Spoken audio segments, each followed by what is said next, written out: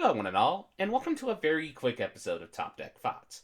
Now, for the record, we are also going to do Top Deck Thoughts about the Strixhaven spoiler season. That's going to be starting on Thursday.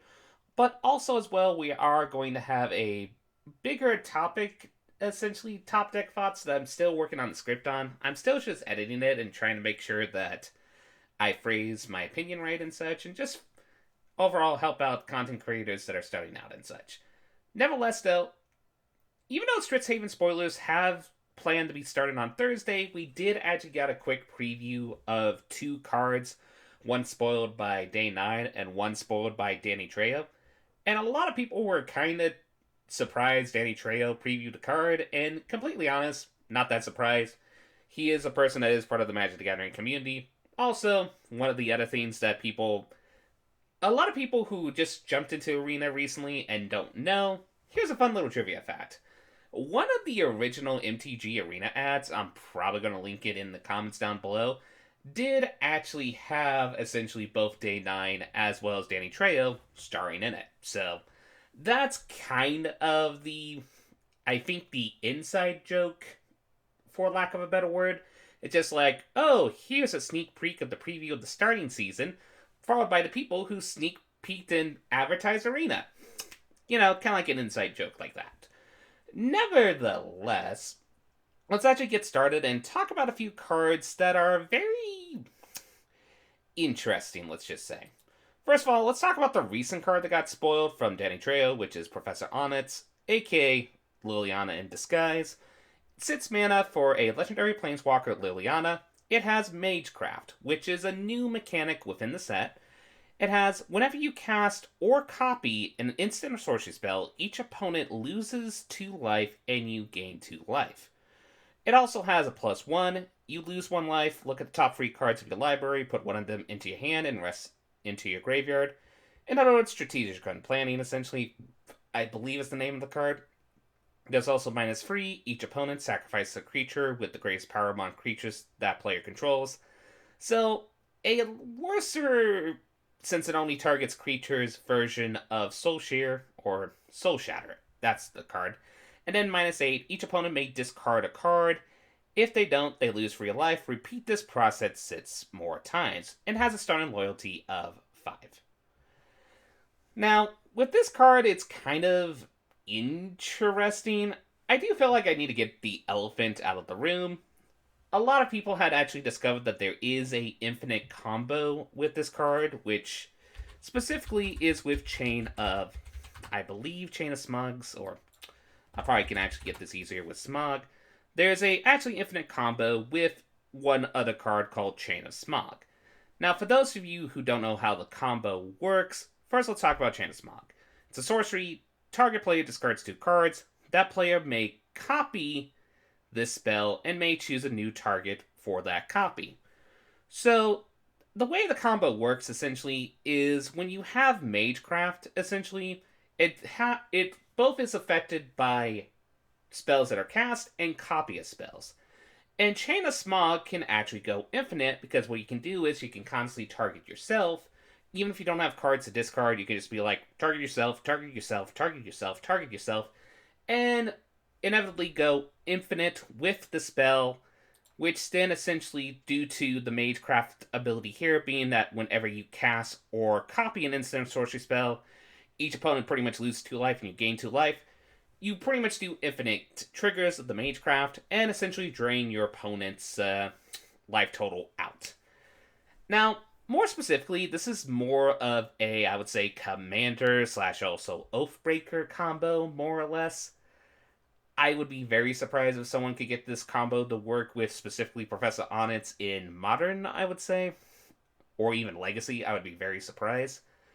But still, this combo does kind of concern me. So before we get to full analyze of the card, let me tell you one thing that I am kind of concerned with Chain of Smog's combo, essentially.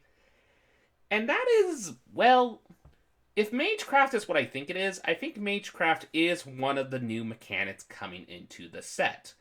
They use Professor Onyx as just a way to preview that new mechanic. And that should mean, in theory, that we are getting a lot more Magecraft cards within the set. So, While Professor Onyx, I think it's just kind of like a fairish infinite combo because 8 mana is a lot. If we get a very powerful 1, 2, or free drop Magecraft card that you can use the infinite Chain of Smog combo with, that could potentially be very problematic in Eternal formats. Like, I don't know if I'm not going to say it might, like, ban the card or anything, but it is definitely something you want to keep in the back of your brain because that is something that is very potentially problematic, let's just say.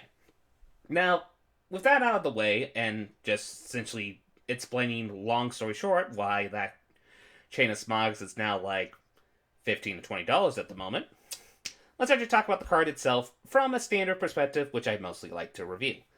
So, what do I think of Professor Onyx? I think it's overall a good card, but I do think it's a fair card. Let me put it like that. It's one of those cards where it does kind of like your typical average, kind of like high cost Planeswalker value. And if you compare this Liliana to like Dreadhorde General, I would say Dreadhorde General is the better card, but Professor Onyx does have her benefits, so to speak. For example, the factor that you can instantly remove the highest cost creature, very nice. The factor you get the semi card draw, very nice. And even if you can get to the ultimate, which, by the way, this is one of the rare planeswalkers that you can ultimate with the doubling season card known as Vorinclex in the standard format. So you could automatically activate that ultimate if Vorinclex is on the battlefield, so that is something to keep in mind. If you can get to the ultimate is pretty game breaking. Well, not game breaking. It's pretty like there's a very good chance you win unless your opponent's like a very hardcore control deck and they have like a full grip of cards. But even then, doing that ultimate and making the opponent have to discard a lot of cards, very, very powerful. Plus, also, this is a fun synergy with Turgid shenanigans, so I definitely say keep an eye on Professor Onyx for standard, and of course, in the Eternal formats with stuff like Commander and Oathbreaker, a lot of people are going to try the Chain of Smog combo. I think that's kind of like a yeah, but I do think it's one of those that I think it's a combo that it's kind of like when originally when Commander Legends Opposite Agent got revealed and everybody bought out that legendary Warland elf that essentially is like, oh, I get to lock out my opponent. Yay! I think a lot of people, they're just going to have their fun trying it once for the first few weeks, and then once the meta kind of essentially hates out their deck, for lack of a better word, because people are tired of either infinitely losing to the infinite combo that Professor Onyx and the Smog spell provides, or at the very least, they're going to just change the meta to the point that it's going to be aggro dead, so you can't really get off with the combo before you essentially die, so to speak. So I think this card will be a lot more fairer in Eternal formats than people take at first glance. Though, as stated before, be very cautious about it because there is still the potential that we're getting more Magecraft cards, probably from the set, and there might be some that might be doing more problematic combos if we can get the infinite spells, such as the Smog card. So, something to keep an eye on. Next up, we did actually get another card that got previewed, and this one got previewed by Day9, which is Kasmina Enigma Sage. 1 green and a blue, so a free cost Simic Planeswalker. Oh boy. Okay, so let's look at this. Each of the Planeswalker you control has the loyal abilities of Kasmina Enigma Sage.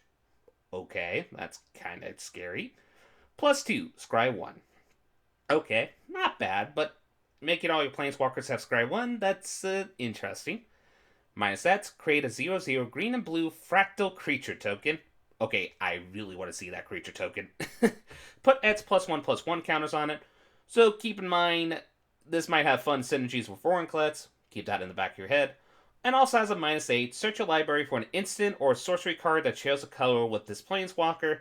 Exile that card, then shuffle. You may cast this card without paying its mana cost. Oh boy, we might have an Oko. And then you look at the loyalty and you're like, okay, never mind. Loyalty is 2 mana. Okay.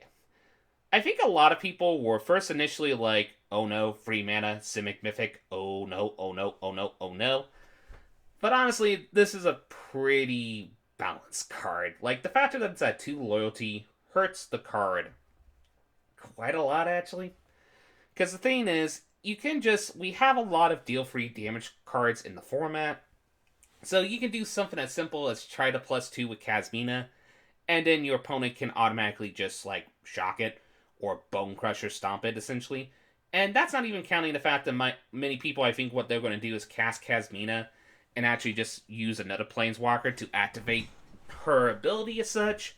Which then, automatically, when that happens, they're only going to get one shot with it before the opponent will shock / stomp it / eliminate. Like, there's a lot of ways to deal with Kazmina Enigma Sage in the standard format, and of course in Eternal format. So, I feel like the card is not as powerful as people will take at first glance. That being said, there is definitely a lot of things you could do with Kazmina Enigma Sage when you think about it. First off, one thing you can do pretty powerful with this card is, as I mentioned before, there is the combo with Vorinclex, where, for example, Vorinclex on the battlefield, you play this, it's at 4 loyalty. You can't get to the ultimate, which that's why I think it's pretty balanced.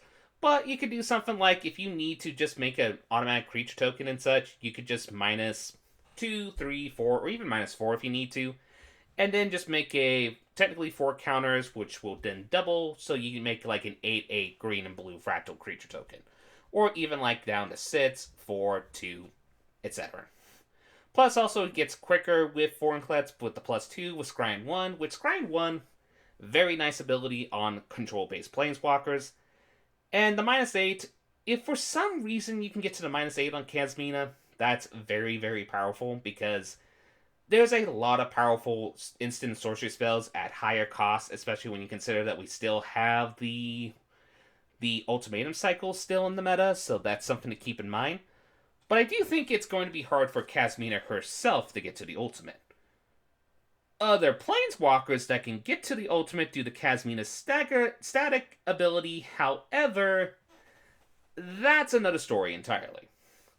Like, one of the things that people have been pointing out for historic or eternal formats is that we still have the bunch, and I mean a bunch of the uncommon to rare Planeswalkers that came from that cycle. And Kazmina, the uncommon cycle, which makes it trickier to essentially, because they only have the minus and they don't have the plus, Kazmina does actually give those uncommon Planeswalkers the plus. And we do have some with some very high loyalty. Like, ones I can think of right off the bat is Kiora and also Huatli, I believe.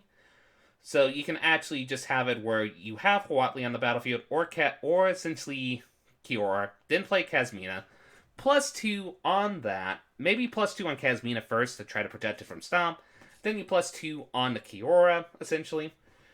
And then what happens is, next turn, then if they, presuming you can protect your Planeswalkers, you can just ultimate with Kiora and get like your most powerful instant or sorcery spell from your deck, which is pretty powerful. Though I will say, if this combo does become very popular, keep in mind that Ashiok is still in the format, so in the historic and eternal formats, and, well, that's a quick tech card to hate out this combo. I'm just going to say that right off the bat. Also, one other thing before I forget, going back to Professor Onyx, it does actually have a fun synergy with Kazmina, where actually you can get to the ultimate a lot more quicker. While it would take like 3 turns to get to the ultimate with the +1, you could with Kazmina get to the ultimate in about 2-ish turns, so that's something to keep in mind. Or you could just essentially have Kazmina or just constantly plus this, then play Kazmina, then instead of doing this ultimate, you could do the ultimate on Kazmina, which then you could tutor for any powerful black instant or sorcery spell, like Sultai Ultimatum, which, that's the last thought I will say about Professor Onyx as well as Kazmina. They do seem like they will be a fun combo in, like, a Sultai Ultimatum deck. So I could see some potential inclusions of these cards, because you could do some, while you can't tutor Kazmina with Sultai Ultimatum, you can tutor Professor Onyx, so you could do something like Professor Onyx, Vorinclex, and Valky, essentially. And then essentially just make the opponent have a very hard decision of either giving you 2 Planeswalkers, or 1 Planeswalker that will be at its ultimate. But then there's also the fact of Arlen's Epiphany, so there's just a lot of potential upgrades that Sultai Ultimatum does get with at least Professor Onyx, and potentially with Kazmina Enigma Sage. So That's my quick 2 cents on these cards. Keep in mind, my opinions on these cards could change, especially with the upcoming set that pretty much once we see the full set, so maybe these cards get better or they get worse. Nevertheless, thank you for the time. I hope you enjoyed my thoughts on these cards, and I hope you have a lovely day. This is LevDev, signing out. Bada beep, bada boop.